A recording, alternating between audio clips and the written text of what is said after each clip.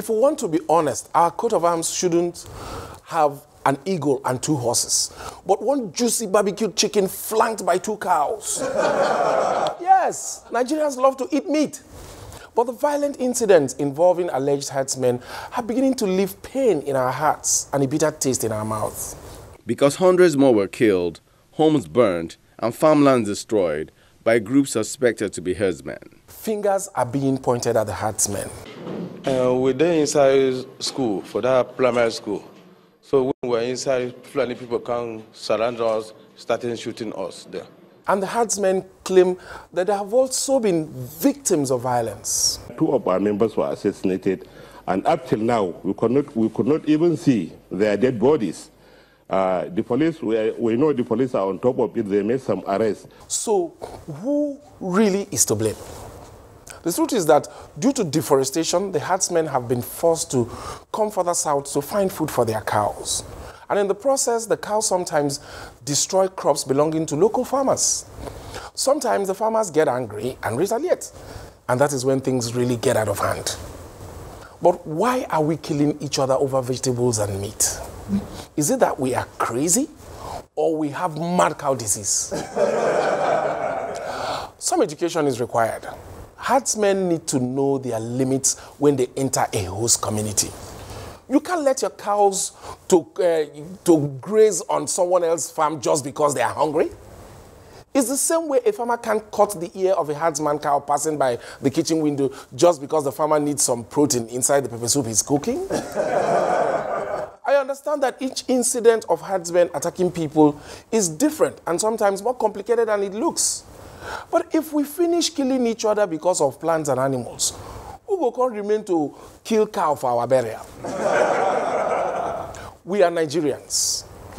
We are known for going around the world looking for greener pastures. And that is exactly what the majority of peaceful, law-abiding herdsmen are doing. The truth is that we need to find a solution to these problems together. Or else, we'll wake up one day to find that even the ewedu and the meat in our cooking pots are all fighting.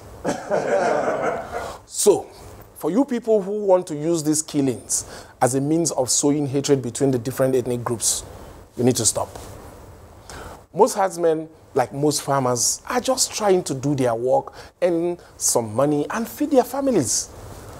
So who are these violent ones giving herdsmen a bad name?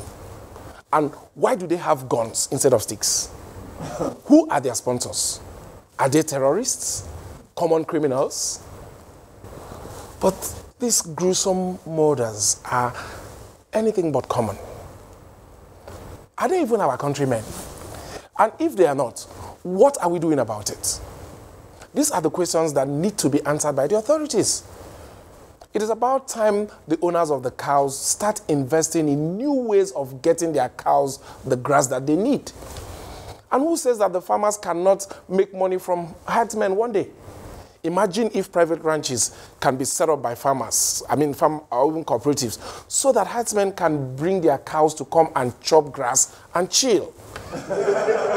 These ranches will have names like the Intercontinental and Hotel de Nama, or simply Grass is Ready. Government cannot keep doing the same almost nothing year after year like stubborn goats, or chicken out of making hard choices that can solve the problem and save lives. Thankfully, a few initiatives are in the pipeline. But they can still go further and register cows, track the herds, and regulate their movement to avoid conflict. Make cows self-do biometrics, get BVN, passport. This is e-rearing at its best. Well, presidential spokesman Femi Adesina recently announced that some arrests have been made in connection with the recent killings in Benue.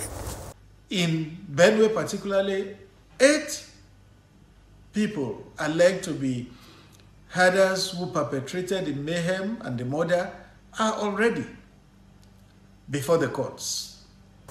That is good. You also had this to add about criticism of the president's response to herdsmen attacks. I think that is very unkind. This country is broken, but it is not beyond repair. It is the job of our government to face front and fix it. Solutions, not excuses or blame. Just solutions that will save lives. The clock is ticking. As for the rest of us, let's butcher cows and not our fellow country people.